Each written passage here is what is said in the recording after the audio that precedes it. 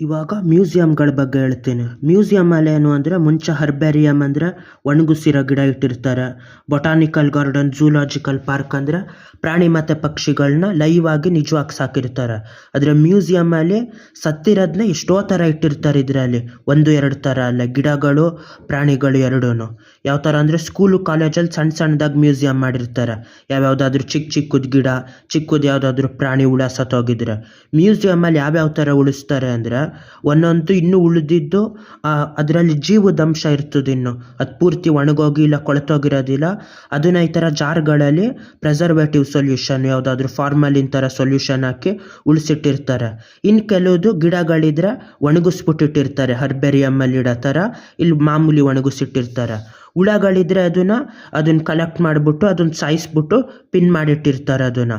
ಅದೇ ಯಾವುದಾದ್ರೂ ಪ್ರಾಣಿ ಪಕ್ಷಿಗಳು ಸತ್ತಿರೋದು ಸಿಕ್ಕಿದ್ರೆ ಒಳಗಿರೋದೆಲ್ಲನೂ ತೆಗೆದ್ಬಿಟ್ಟು ಅದ್ರ ಚರ್ಮ ಆಚೆ ತೆಗೆದ್ಬಿಟ್ಟು ಒಳಗಡೆ ಸ್ಪಾಂಜ್ ಏನಾದರೂ ಹಾಕಿ ಸ್ಟಫ್ ಮಾಡಿಟ್ಟಿರ್ತಾರೆ. ಆಮೇಲೆ ಅದರಲ್ಲಿ ಮೂಳೆಗಳನ್ನೂ ಇಟ್ಟಿರ್ತಾರೆ ಮ್ಯೂಸಿಯಮಲ್ಲಿ. ಹಳೆ ಡೈನೋಸಾರು ನಿಜವಾಗಿ ಸಿಗೋದಿಲ್ಲ, ಅದ್ರದ್ದು ಮೂಳೆಗಳನ್ನ ಇದಕ್ಕೆ ಇಟ್ಟಿರ್ತಾರೆ. ಇಲ್ಲ ಯಾವುದಾದ್ರೂ ಪ್ರಾಣಿ ಸತ್ತೋದ್ರೆ ಅದನ್ನು ಕ್ಲೀನ್ ಮಾಡಿಬಿಟ್ಟು ಅದ್ರದ್ದು ಮೂಳೆಗಳು ಇಟ್ಟಿರ್ತಾರೆ.